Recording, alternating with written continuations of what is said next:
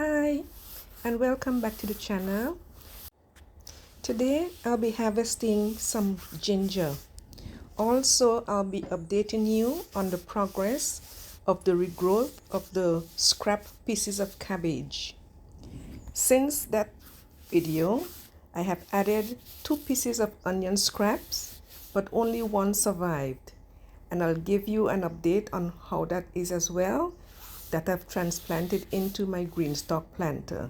So stay tuned at the end of the video and you'll get that update on the green onions.